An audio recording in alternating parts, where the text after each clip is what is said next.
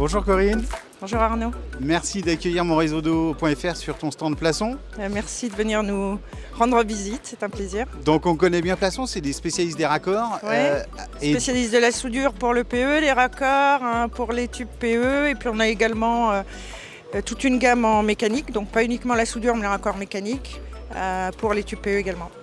Alors si on vient de voir, c'est parce que vous avez des nouveautés, c'est ça qui nous intéresse. Donc, quelles sont vos nouveautés?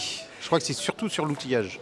Alors cette année on a développé des nouveautés dans la gamme mécanique, raccord mécanique, mais là on va faire un petit focus sur toute la partie outillage pour la soudure des canalisations en polyéthylène.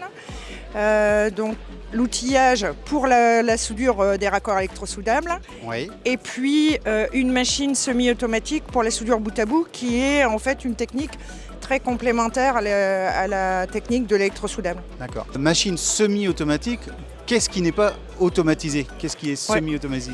Alors je reprends un petit peu le principe de la soudure bout à bout. Donc au lieu d'utiliser un raccord, donc une pièce rapportée pour venir faire la soudure des deux canalisations en polyéthylène, on va directement souder les deux tubes l'un avec l'autre par l'intermédiaire d'une machine. On va chauffer les deux bouts du tuyau pour ensuite les souder les uns aux autres. C'est ça, c'est exactement ça. Et pour faire ça, il y a disons, trois grandes familles de machines. Des machines manuelles, c'est un peu ce qu'on trouve de manière générale sur le marché. Des machines semi-automatiques, donc c'est la machine qu'on met en avant aujourd'hui au CGLE. Et des machines totalement automatiques. Donc la différence, pour répondre à ta question, entre les deux dernières, c'est l'automatisation du miroir. Voilà. Le miroir, c'est l'élément chauffant. Le miroir, c'est l'élément chauffant. Donc en fait, tu as un châssis, au milieu de ton châssis, tu viens mettre ton rabot, tu viens mettre ton miroir. Et en fait, ces opérations-là restent manuelles. Enlever, remettre, enlever, remettre.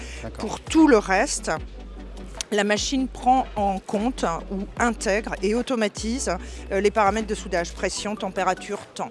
L'opérateur doit juste sélectionner le diamètre du tube, son SDR, et le cycle de la machine va se dérouler automatiquement. En fait, l'idée ici, c'est d'apporter une vraie reproductibilité. C'est-à-dire que chaque soudure va être réalisée dans les mêmes conditions. Quand on le fait manuellement, c'est pas si sûr et c'est pas si évident. C'est une garantie de résultat. C'est une garantie de résultat. Et puis une facilité en fait. Du coup, la machine prenant en fait l'ensemble du cycle à sa charge, l'opérateur n'a plus qu'à suivre des consignes.